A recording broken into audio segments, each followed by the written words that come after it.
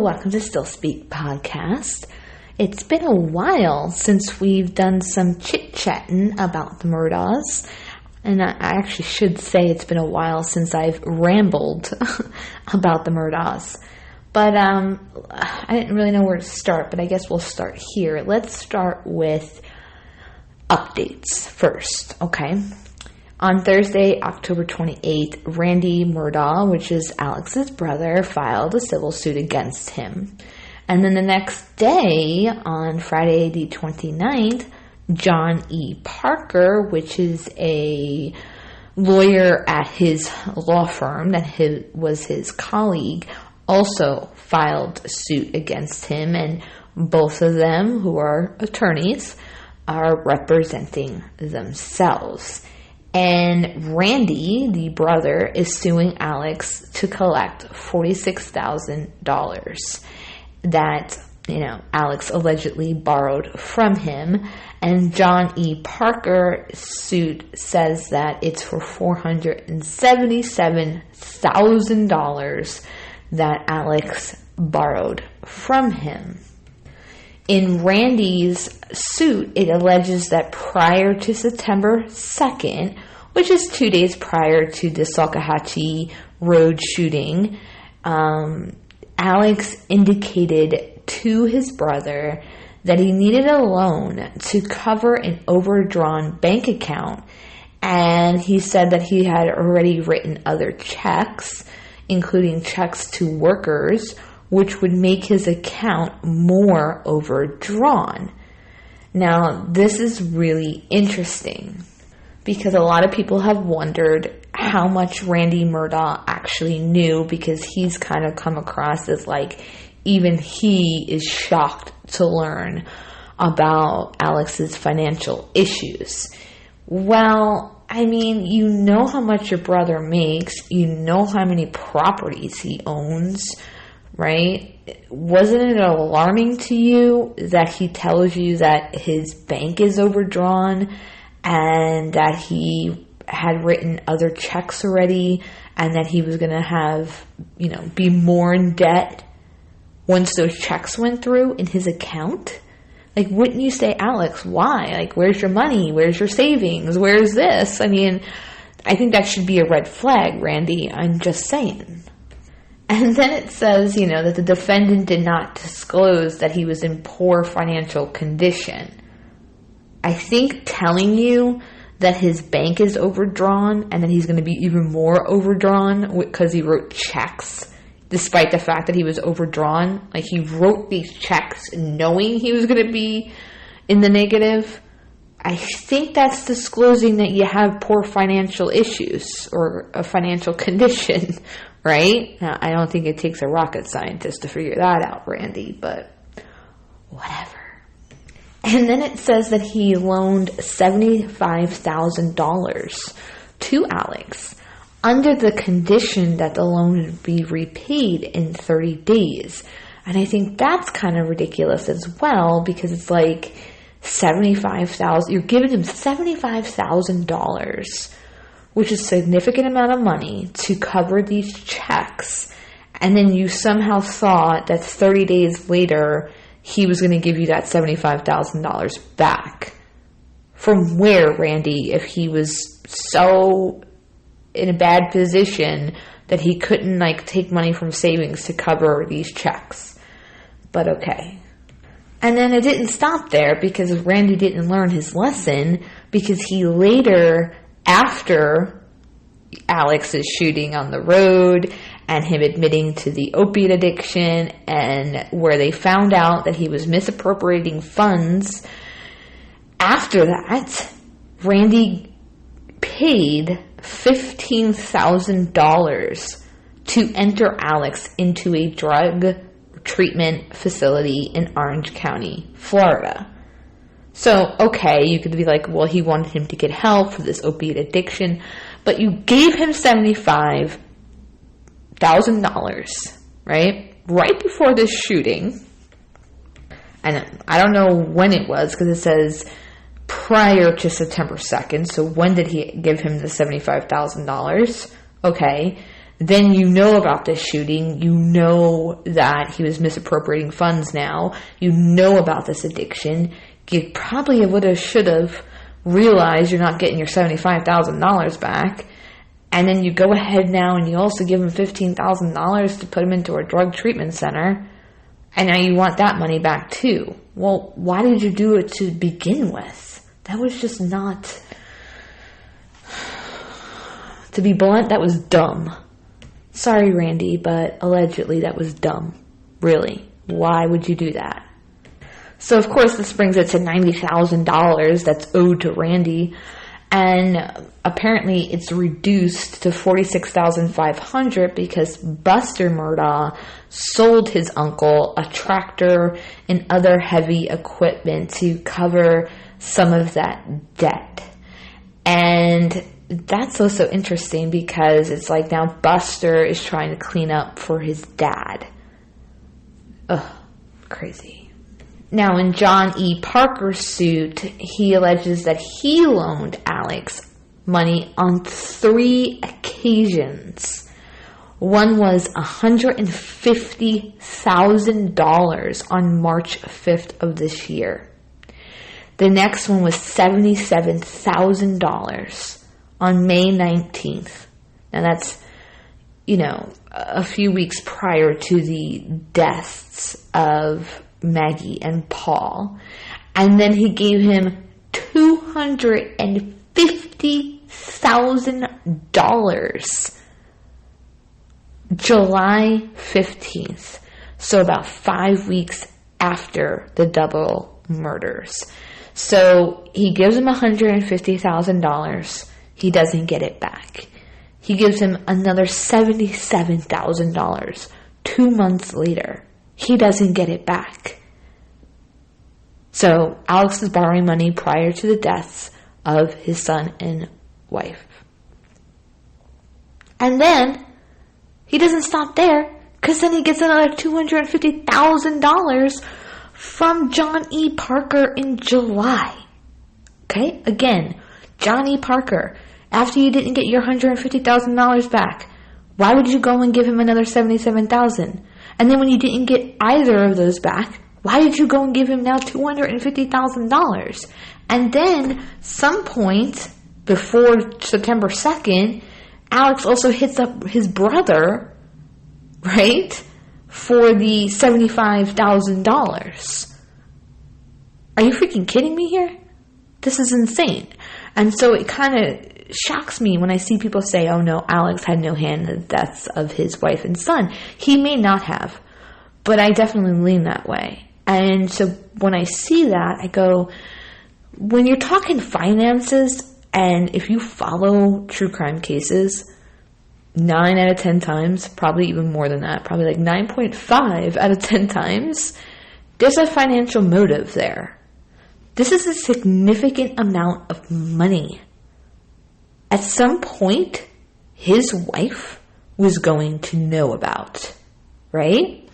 And then you have to also remember that Paul was going to be going to trial. So then there's, of course, the fees and whatnot for that. Yes, the family had a law firm, but there was going to be something cost that was going to come out to cover that. Alex is a hot mess. It's really hard for me to believe that all of his hot messness, it's not a word, but I just made it up, only occurred after. I mean, we know for a fact that it didn't, because the settlement for the Satterfield sons was before the deaths of Maggie and Paul. So even with the fact that he took that money, he still needed money and loans from his colleague and brother. How much in debt is this dude, and where is the freaking money? And if you know me and you follow my Murdaugh videos, that's the one question I keep asking. Where is this money? Where are the things that he was misappropriating at the law firm? Because that was the whole thing, that they found that he was misappropriating funds. Okay, well, Where is it? If he's then asking his colleague and brother for money on top of that, who is he giving this money to? What is it being spent on? But anyway, the money thing just gives me a headache because it's one of the biggest things in the story, I think, besides the fact of like who killed Paul and Maggie. For me, it's this money. Where is this money? It's not who killed Stephen Smith is a big thing to me. I want his mom to find out. I'm glad there's an investigation. Same thing for the Satterfield sons. I'm glad for all that. But for me, this money thing really boggles my mind. It's wild. And I'm a numbers person. I really interested in that sort of thing. And so I just want to see a breakdown. I just want to see where the hell did all this money go. Anyways, well, last we spoke, since then, Alex has had all his cash and assets frozen, a buster too, and a court-appointed independent representative or representatives are now overseeing the assets and funds. And to that I say, what freaking funds? He literally, just in July, took $250,000 from John E. Parker, and sometime it appears between then and September 2nd, he took $75,000 from his brother. What freaking money? But allegedly, there's, I guess, some funds. Maybe it's hidden. I don't know. He definitely has assets because he's got properties and whatnot, but actual funds? Does it even exist? Whew. So that happened. And another update was that Alex and Curtis Edward Smith were both indicted by a grand jury for false claim for payment, which now replaces the prior charges from SLED for insurance fraud. Alex faces 3 indictments. One is one count of false claim for payment, 1 count of conspiracy, and 1 count of filing a false police report. And Curtis was indicted on 1 count of assisted suicide, 1 count of assault and battery of a high and aggravated nature, 1 count of pointing and presenting a firearm, 1 count of false claim for payment, and 1 count of conspiracy. Now, when you look at these charges, the names that they're called, right, it sounds odd to me because it's like making a false claim for payment makes it sound like after the shooting, he tried making a claim, which obviously that's not the case because the whole point, according to Alex, was that he was going to be dead and then Buster would have gotten the claim, so he would have been the one to put the claim in to get this money. So clearly he didn't file a claim of any sort, so false claim for payment sounds strange, right? But you of course have to read what that charge actually means. And the same thing for Curtis's charge, which is 1 count of assisted suicide. Again, you have to look at what it actually says for the charge, but that alone makes it sound like he assisted in a suicide. But Alex is obviously alive, right? So it wasn't a successful thing anyways. And it's really long. I'm not going to sit here and read to you each charge's basically definition. I suggest you look those up because yes, the way it's worded is very misleading. I also saw that he has another bond hearing coming up, Alex, because he is still in jail, it's been quite a while for Mr. Murdaugh in jail. And if you recall, he didn't get bond and they wanted him to do a psych eval, and his lawyers were going to get right on it because he already had evals, and they were going to have a report written up to try to get him bond. So we'll see what happens with that. I saw some people talking about a $200,000 check that was written after the murders to someone that is being left anonymous, and that was connected out of the checks apparently written from the money taken from the Satterfields that were in that account named Forge. And some people assume that this might have been a payment to a hitman of sorts. It was a check, though, and Alex is a lawyer. Now, he's done some pretty stupid things, right? But would he have written a check to a hitman, or would he have done that in cash? I mean, if you withdraw $200,000 or you write a check, there's going to be a money trail either way, so maybe, but a check just really sounds ridiculously stupid. But again, he's done some stupid things, so now I'm kind of wondering about this $200,000 check and who it was for. And that brings me to Curtis Edward Smith. So here's my hiccup with Curtis. You know, he's claiming, well, he claimed two different stories, and they sort of change, so it's kind of hard to believe him. You know, one was that they struggled with the gun, and he ran over, well, I'm sorry, the first one, I messed that up. The first one was kind of like, you know, he met him there, Alex got out with the gun, that he was, you know, looking like he was going to shoot himself, and Curtis ran over to wrestle with him and got the gun away from him, and the gun went off, and then he took off with the gun. But the second story was that, you know, he got out of the car, and Alex was basically like, you need to shoot me in the back of the head, and he was like, no. And then they started to, you know, go back and forth, and at some point Alex attempted to do it. So who the frick knows? It doesn't help Curtis's case that his story changed. But as far as payment to Curtis Edward Smith, now that's the claim, right? Is that they conspired together and that Alex was going to pay him or paid him money.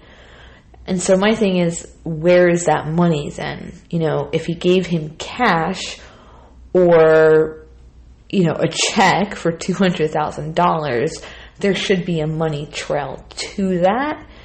And then once, you know, you see that, then you would have to wonder if it's connected to Maggie and Paul's death as well, as far as Curtis receiving payment to do that as well. So what I'm saying is, like, with Curtis Edward Smith, you know, he was arrested and charged for this, you know, event. And you would think that, of course, they got access to his bank statements to see if there was a transaction, which would completely blow his claims out the water, because it's like, bro, here it is. If Alex gave him a check, here it is. Alex gave you a check, and then all of a sudden you are a part of this. So there's the proof that you knew prior to you showing up to that road, right? And so that would make him look really dumb in a courtroom when he starts to claim that he didn't know and he was set up and all that other jazz. And as far as cash, which, I mean, where is he going to hide cash? Most likely your home. So then you're like, did you do a search warrant on his home to see if he had cash hidden in the home?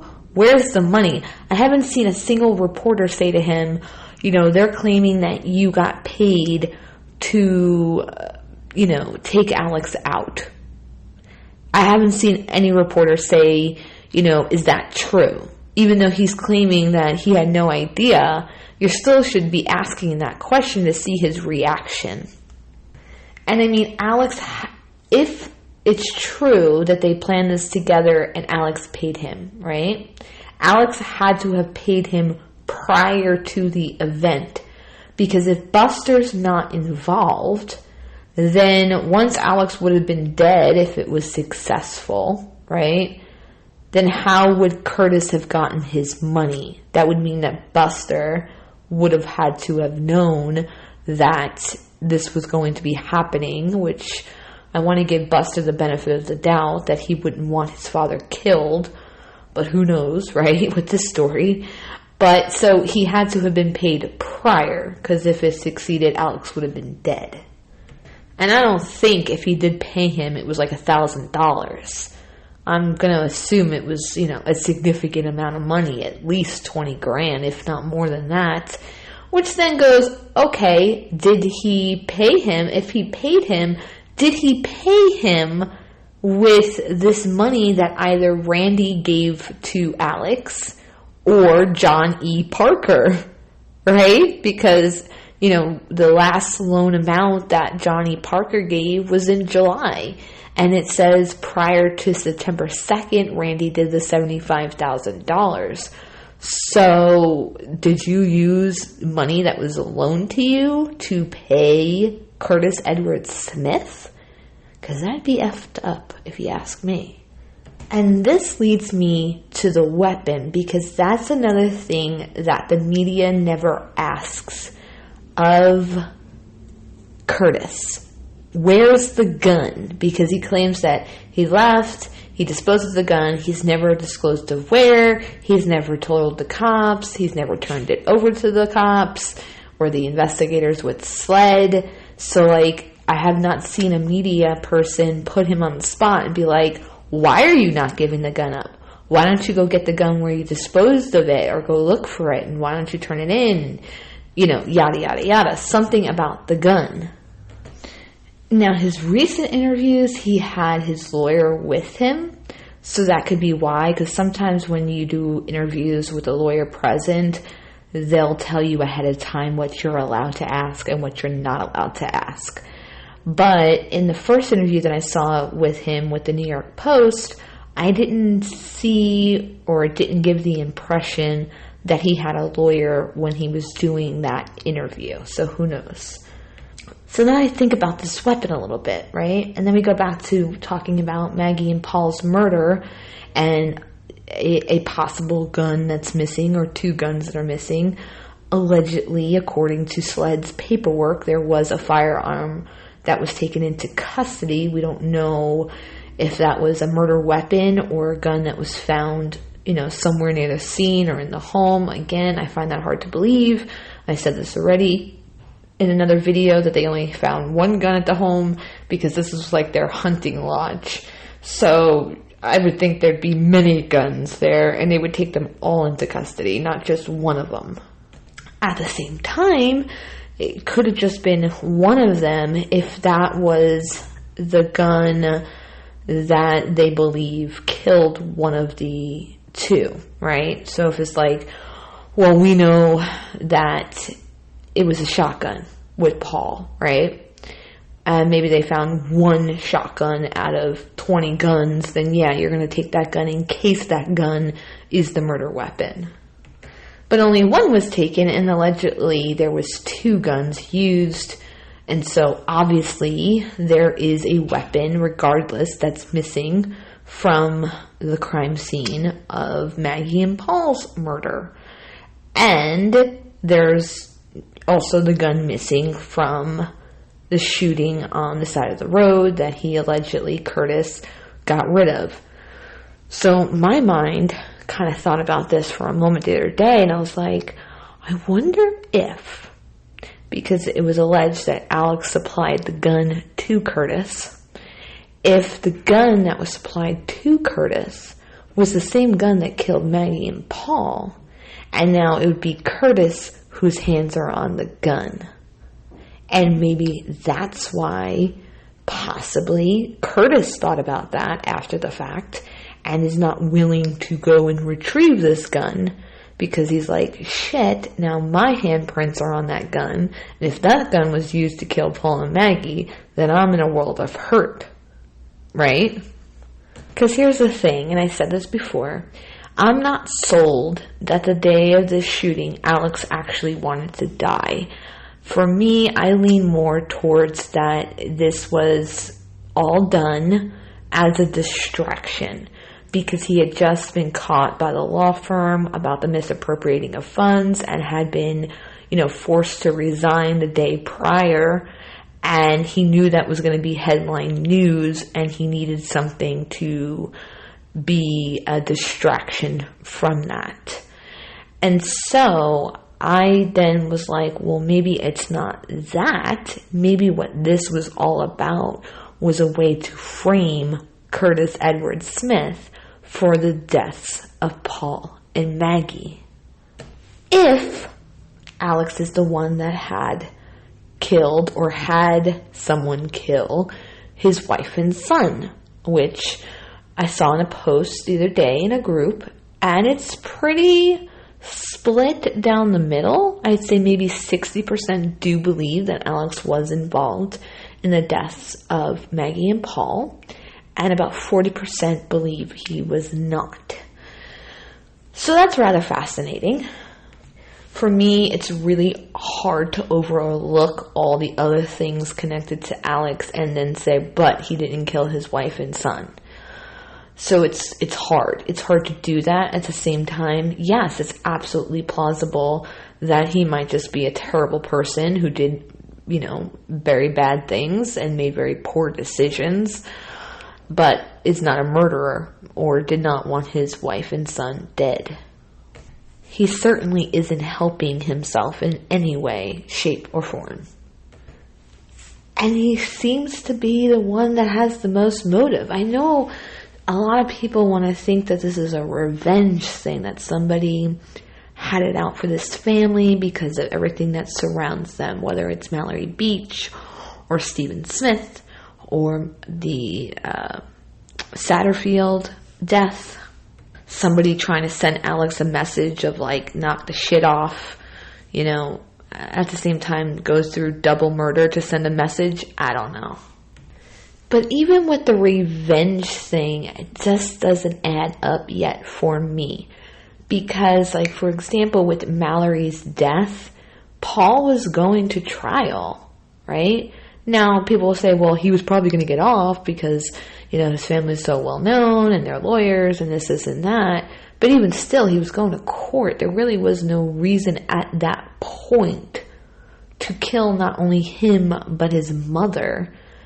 I would see, let it play out in court, and if it ends up not going the way you're hoping it goes, then I can see somebody being like, all right, I'm taking matters into my own hands. But prior to that, it just doesn't really make a whole lot of sense, right? To me, at least. But then you think about the Satterfields. Well, they didn't know that the settlement, had been finalized until recently. So what's their revenge, right? They're probably angry now and hurt now, but prior to them finding that out, what would be their revenge there? Just because they assume that Alex did something to Gloria? I don't know.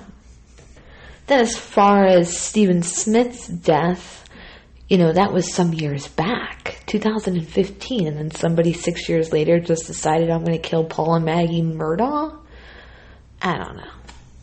And I'm saying I don't know because I really don't know that those are legit motives over Alex Murdaugh needing to hide a possible addiction, because I'm not even sold that he had one, and all of this money ridiculousness that he had going on prior to their deaths and after their deaths.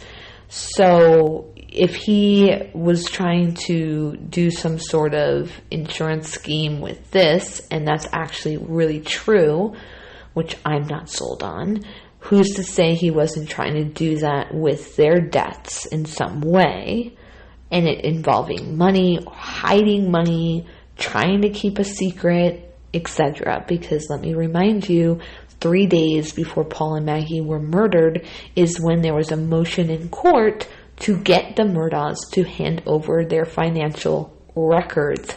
Clearly, at that point, Alex was having some serious money issues because he had already taken the money from the Satterfields, and then he was taking loans out from John E. Parker in March and May. So, 3 weeks before their death on May 19th. So that was all going to be seen for everybody to know about. And why on earth would you want anybody to see that if you're Alex Murdaugh? And since, 9.5 out of 10 times, money is a huge motive, and that is even in cases where there's multiple motives. Money is usually always at least a secondary, okay? So for me, personally, he has way more motive than somebody just wanting to seek revenge on his family. And it also feels personal because it wasn't just Paul. It wasn't just Maggie. It was both of them. And now that could be as simple as one or the other was in the wrong place at the wrong time and had to go too. But think how personal that is. So, it seems, based upon what we know, that Paul was killed first and then Maggie, because there's allegations from a journalist saying that it appeared that Maggie was running away when she was killed. So this would tell me that she just witnessed her son being murdered and now she was killed. That's brutal. Okay, it's one thing to be murdered. It's another thing to have to witness something happening to somebody you love, especially your son, your youngest son, 22 years old, and then you end up getting murdered next. And then if you flip that, if it was the opposite way and Paul had to witness his mother being killed, because they most likely were not killed at the exact same time, because really the only way I could see that happening is if it was two people. So then you have to say, okay, what two people would want to team up together to go kill this mother and son duo? And it seems really personal. It really does. It's a brutal and horrible way to die, to have to witness one murder and then be murdered yourself next. That tells me that's somebody who has major drive or some type of anger, one or the other. And look at how many different directions Sled has had to go because of all the investigations that have been opened since their murders. It's like they almost get forgotten about, because then you have Stephen Smith's that was opened, and Gloria Satterfield, and Alex's shooting, and the misappropriating of funds, and so you have Sled going on all these different directions. With just this case, you have to remember they have other cases they're handling. So this murder actually ends up being distracted from due to all of Alex's other doings and bad things that he had been involved in. I was actually thinking about this the other day, and it's not because of the red hair, but sometimes this story kind of reminds me of the royal family, because, most people know, but if you don't, I'm going to say it. William, the oldest, kind of has always been looked at as the golden child. He's the one that, could be king at some point eventually, not his brother. And Harry was more of the partier, the one breaking the rules and getting into trouble. And, ultimately he ends up getting married and breaks free from the royal family and goes against all the traditions and all this other stuff. So some people go, well, if that was the case and it was Alex, why wouldn't he have also killed Buster? Maybe because Buster was the golden child. Maybe he was the, goody two-shoe one, and Paul was the problem child. He's the one that got all, this stuff with Mallory and his charges, and he was going to go to trial and all this other stuff. And he was kind of the issue of the family. Because then if you fast forward then, right, you have Alex allegedly trying to do this insurance scheme, even though I personally don't buy it. And all of it was to give Buster a $10 million policy. So he has to care about him to some point to want to do that, if that's the real reason why he did it. And sometimes, and moms are guilty of doing this more often than not, or more than fathers, mothers tend to defend the child that has a problem, the child that's problematic or has an addiction. They're the ones that are always kind of like, trying to throw that child a bone and defending them or enabling them in all sorts of ways, making excuses for them. And maybe that was a problem within the family. Maybe Alex expected Paul to be like him and his brothers and Buster, and Paul was a big problem. And so, that can also explain why they both were taken out.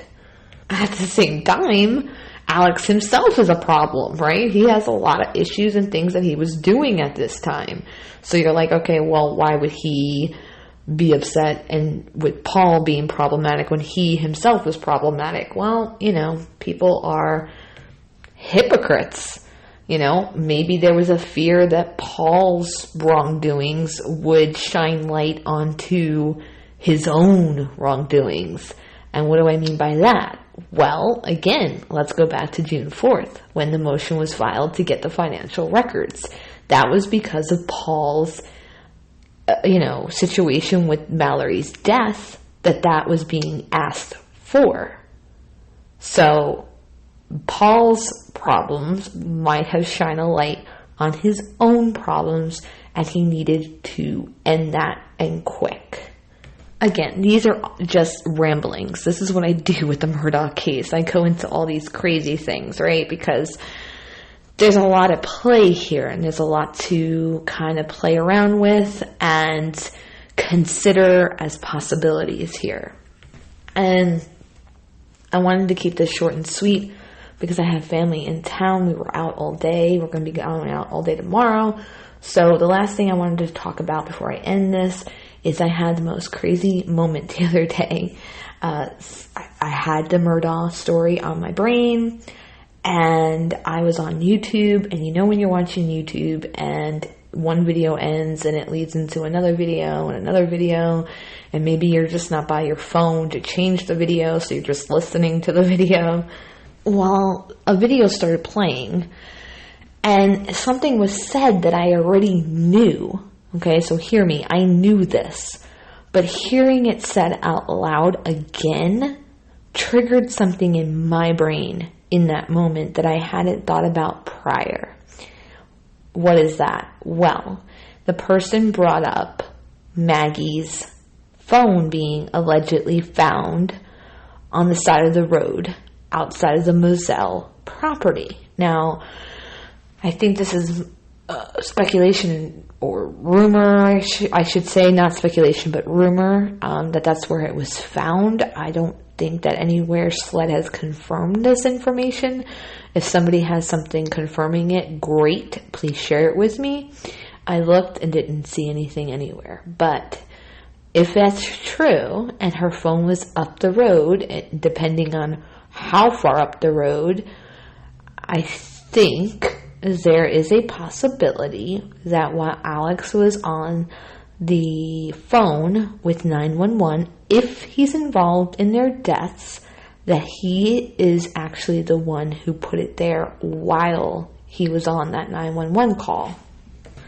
Let me explain, because we went over this 911 call twice on this channel. Once was recently because I revisited the 911 call after the double murder when we started to listen to the 911 call for the shooting in September.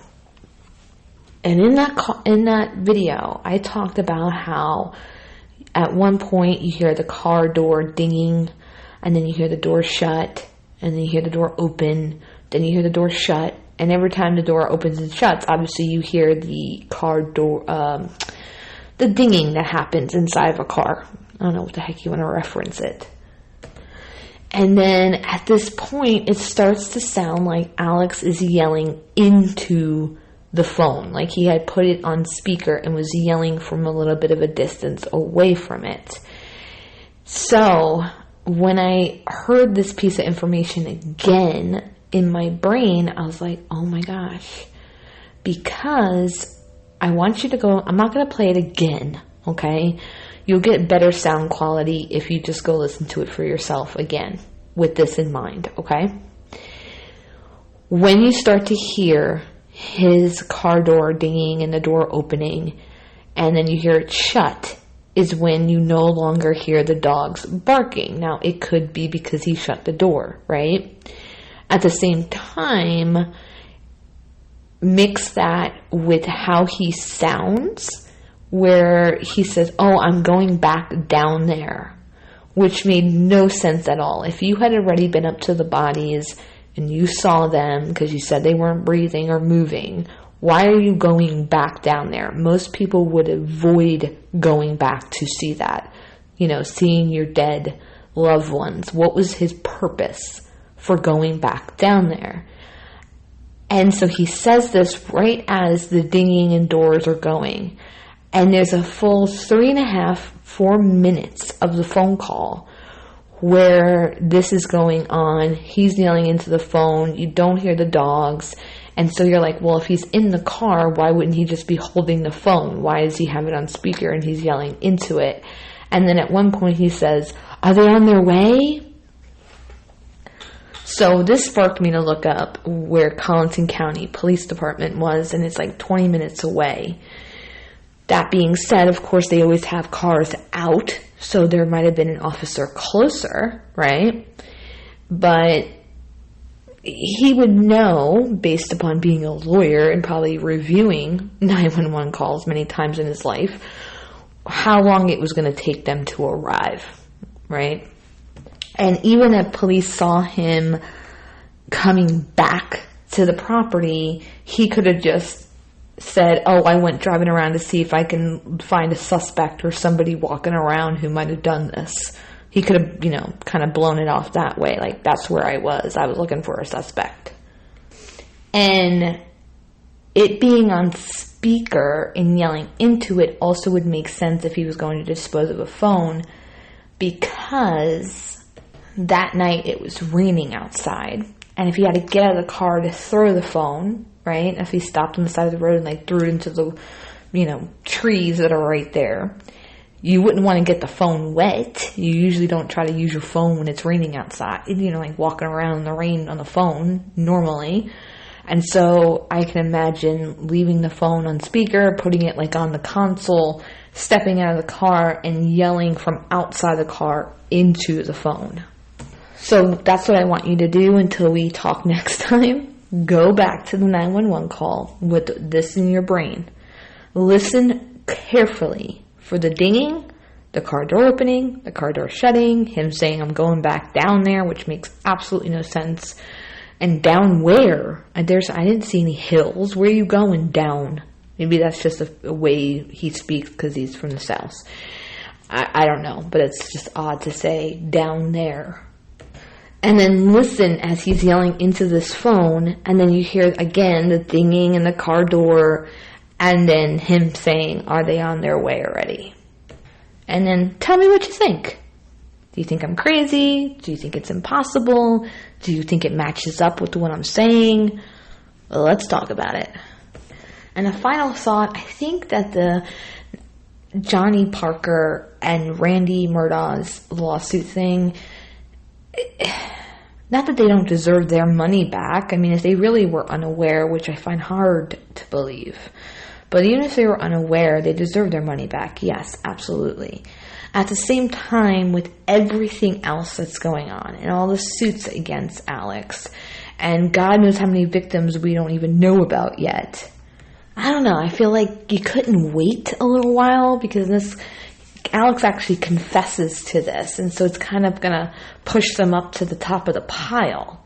Like, shouldn't you be worried about the other victims, possibly victims who were clients of your law firm first before then doing yours?